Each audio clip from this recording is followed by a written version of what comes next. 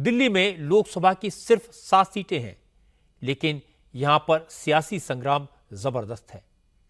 दिल्ली में 25 मई को वोटिंग होनी है। कल कैंपेन खत्म हो जाएगा, इसलिए आज दिल्ली में प्रधानमंत्री नरेंद्र मोदी की दूसरी रैली हुई। आज की रैली में नरेंद्र मोदी एक अलग रंग में दिखाई दिए।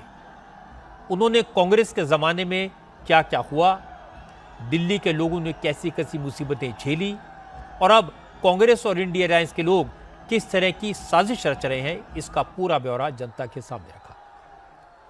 मोदी ने कहा, जब से उन्होंने देश की जनता को यह सच बताया कि कांग्रेस मुसलमानों को धर्म के आधार पर आरक्षण देना चाहती है, तब से विरोधी दलों के नेता उनके पीछे पड़े हैं। मोदी पर हिंदू मुसलमान की राजनीति करने का इल्जाम लगा रहे हैं, लेकिन मोदी रुकेगा नहीं, डरेगा नहीं, सच्चाई को जनता के सामने खुलकर रखेगा। इसके बाद मोदी ने कहा, कांग्रेस और इंडिया अलायंस में शामिल पार्टियों में 3 चीजें कॉमन हैं। सबके सब घोर सांप्रदायिक हैं, सबके सब घोर जातिवादी हैं और सबके सब घोर परिवारवादी हैं। मोदी ने कहा कि अब देश को नेशन फर्स्ट और फैमिली फर्स्ट वालों में से किसी एक को चुनना है। नरेंद्र मोदी ने इसके बाद अपनी सरकार के काम गिनाए, कांग्रेस के 60 साल के शासन से उसे कंपेयर किया और इसके बाद यह भी बता दिया कि कांग्रेस मुसलमानों को क्या क्या देना चाहती है।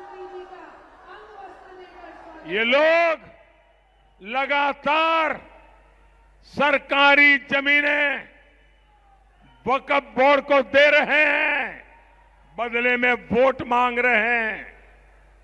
ये लोग देश के बजट का 15% माइनॉरिटी के लिए रिजर्व करना चाहते हैं। ये लोग बैंकों से मिलने वाले लोन वो भी धर्म के आधार पर देना चाहते हैं। ये धर्म के आधार पर सरकारी टेंडर देना चाहते हैं। ये धर्म के आधार पर स्पोर्ट्स में खिलाड़ियों की एंट्री करवाना चाहते हैं।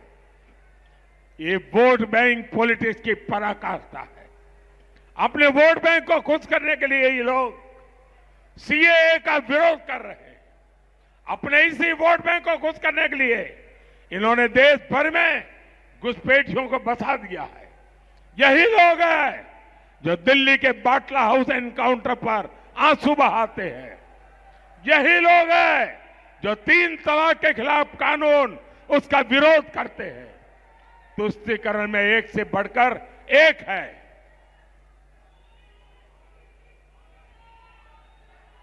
और इसी के लिए इन्होंने एक साथ आकर इंडी गठबंधन बनाया है।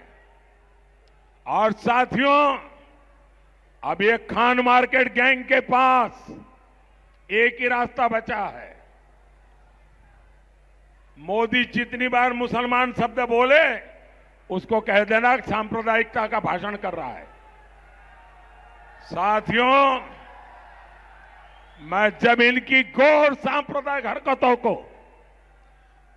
हकीकतों के द्वारा, तथ्यों के द्वारा एक्सपोज कर रहा हूं, तो इनका पूरा इकोसिस्टम चिल्लाता है कि मोदी हिंदू मुसलमान कर रहा है। भाइयों बहनों, मुझे चिंता इस देश की है। आप आजादी के पहले के दिन देखिए, कांग्रेस पार्टी ने एक के बाद एक ऐसी ही हरकतें शुरू की थी, जिसका परिणाम हुआ देश के टुकड़े हो गए, धर्म के आधार पर हो गए। मैं हिंदू मुसलमान नहीं कर रहा।